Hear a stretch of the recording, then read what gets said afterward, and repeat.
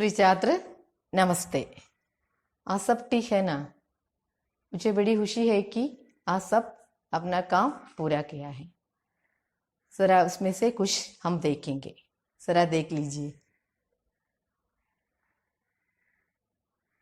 आज हम मातृभूमि कविता की आगे की पंक्तियां देखेंगे।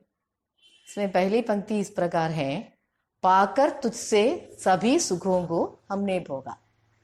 इसमें पाकर शब्द है।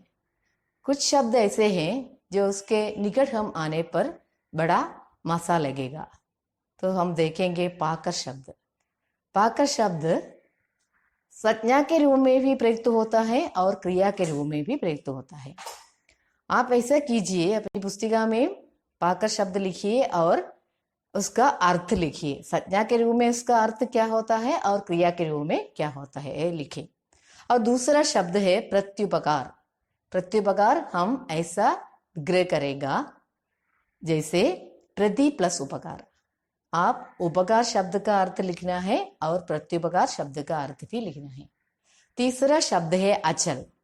अचल शब्द चल शब्द के आगे आ उपसर्ग जोड़ने पर अचल शब्द की बनावट हुआ है। आप ऐसा कीजिए, उस प्रकार के उपसर्ग आ उपसर्ग वाले शब्दों को 5 शब्दों को लिखना है।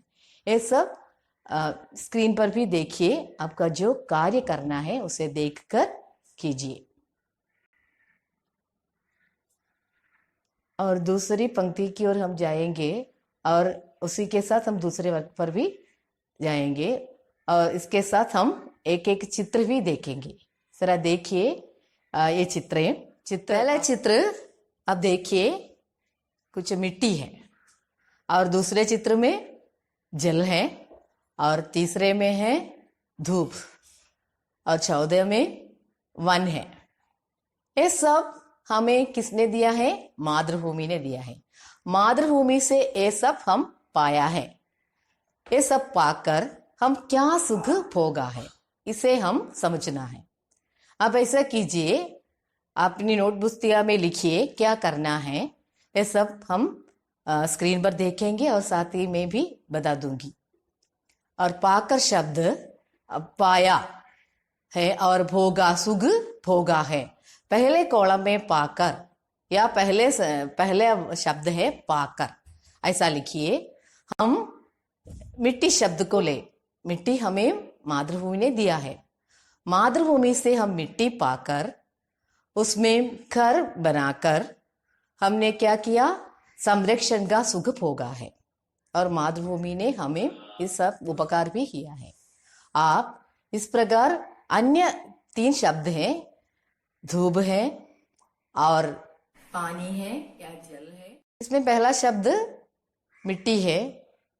मिट्टी हमें मातृभूमि ने दी है और उसमें मिट्टी से हम क्या पाया? हम कई हमारे जिंदगी के लिए जो आवश्यक साधन है वह सब पा लिया है।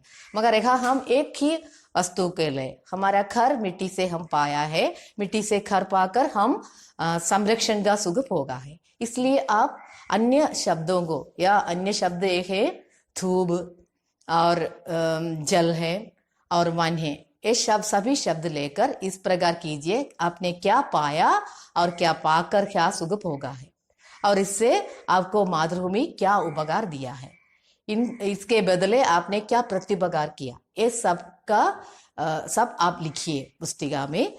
और यही है हमारा दूसरा वर्ग। और छात्रों, हम अब जाते हैं और एक चित्र पर, जरा देख लीजिए। इस चित्र में एक फूल है। इस फूल की पंखुड़ियों में शब्द लिखा हुआ है। जो शब्द लिखा हुआ है उस शब्द आपके सामने की पंक्तियों में भी है। आप ऐसा कीजिए, इन पंक्तियों को समझिए और इसे लिखिए। और आप देखने पर उस पुष्प के मध्य में या बीच में आप देखा होगा कि मातृभूमि शब्द लिखा हुआ है। सबका संबंध मातृभूमि से जुड़ा हुआ है।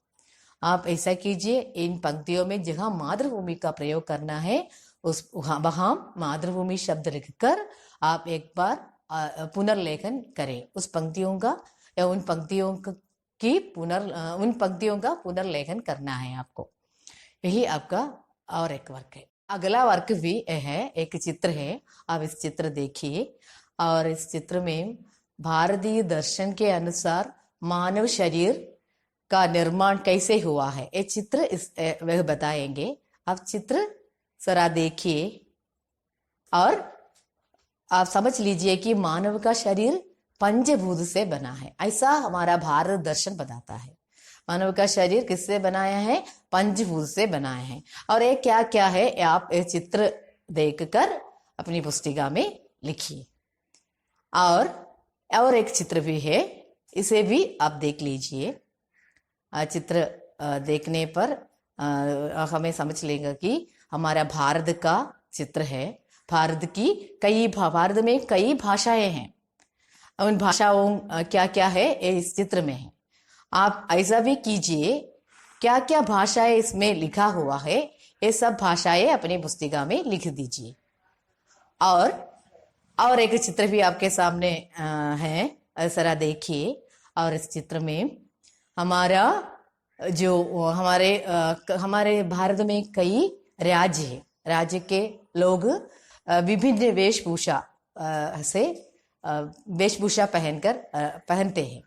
और ये वेशभूषा क्या है इसे समझिए और आप इसे भी लिखिए। और तीसरा चित्र आप देखिए। इस चित्र में हमारी संस्कृति है। आप जरा देखने पर हमें समझ होगा कि हमारी समझ में आ जाएगा कि उसमें नृत्य है, संगीत है, खेल है। हमारी संस्कृति या कला साहित्य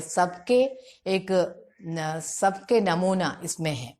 आप जरा ऐसा कीजिए, इस चित्र देखने पर आपको क्या मालूम हुआ, आपको किस कला परिचित हुआ, केवल उसका नाम लिखिए।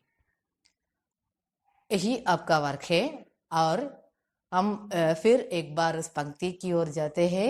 इसमें पहली पंक्ति हम देखने वाली पंक्ति इस प्रकार है। हमारा शरीर तो मातृभूमि से ही बना हुआ है और हमारी बुद्धि या भावनाएं मातृभूमि की सूरज सार से सनी हुई है। सूरज सार माने सुंदर तत्वों से या रसीले तत्वों से हमारी बुद्धि और भावनाएं सनी हुई है या धुली हुई है। और एक कैसा हुआ, अब इस वर्क करने पर आपको पता होगा हमारे भारत के सार तत्व क्या है। तो हमारी संस्कृति ही है या उससे हमारी बुद्धि में क्या क्या हुआ है, ये सब हमारे मन को शीतल करने वाली है और हमारे नस नस में धुली रहती है या मिली रहती है। छात्र, हम अगले वर्क की ओर चलें। स्क्रीन पर देखें। वर्क में ऐसा है, एक पैसेज दिया गया है। इस पैसेज में खाली जगह भी है, उन्हें आप फराना है। हमने जो वर्क अभी तक किया है, ये सब वर्क में आने वाले आशय हैं। आशय आपको इन पैसेज में मिलेगा। तो छात्र, हम अब मातृभूमि कविता की अंतिम पंक्तियों की ओर चले। और ये पंक्ति में कवि मातृभूमि के अटूट प्यार और अनश्वर सत्य का दर्शन हमें देती है। और मातृभूमि का प्यार कैसा है, और अंत समय हम जब अजल बन जाएंगे या हम जब निश्चल बन जाएंगे, तब कोई हमारे पास नहीं होगा, केवल मातृभूमि ही हमें अपनाएंगे। और उसी प्रकार हम मातृभूमि की मिट्टी में मिल जाएंगे और मिट्टी बन जाएंगे। यही तथ्य हमारे आगे कवि रखता है। और इसमें आपको देने वाला प्रश्न है कि छोटा सा प्रश्न है, 2 प्रश्न है। हम स्क्रीन पर देखें। और आपका हमारा निश्चल शरीर कौन अपनाएगा और अंत में हम कहाँ मिल जाएंगे। ये छोटे दो सवाल है, इसका उत्तर आप लिखिए। छात्र, हम बड़ी सक्रियात्मक प्रवृत्तियों से मातृभूमि कविता का आस्वादन किया है। इसके साथ हम समझने की बात कुछ है। मातृभूमि ने हमें सब कुछ दिया है, मगर हमने मातृभूमि को क्या दिया है, इसके बदले कुछ देने के लिए हम असमर्थ हैं।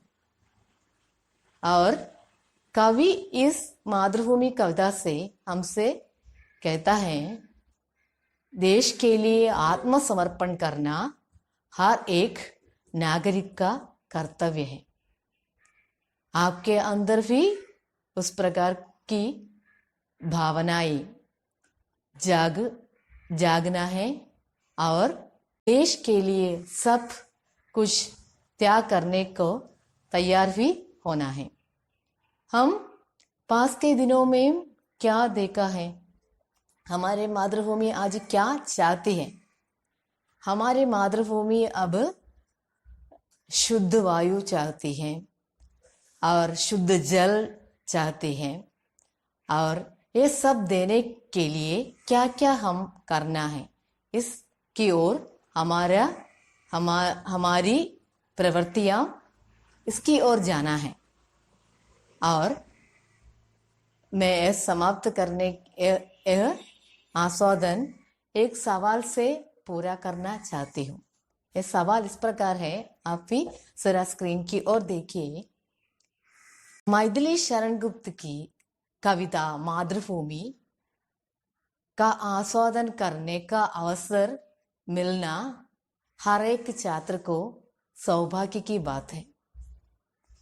इस पर आपका विचार व्यक्त कीजिए। विचार व्यक्त करते वक्त आप इन संकेतों के आधार पर भी इसका उत्तर या आपकी राय व्यक्त करने का प्रयास कीजिए। संकेत भी स्क्रीन पर है, जरा देखिए। मातृभूमि कविता का आस्वादन एक हद तक यहाँ पूर्ण हो गया है। मेरा विश्वास है कि आप सब इस आस्वादन में पूर्ण रूप से भाग लिया है और मैं बहुत आभार हूँ। सबको मेरा धन्यवाद।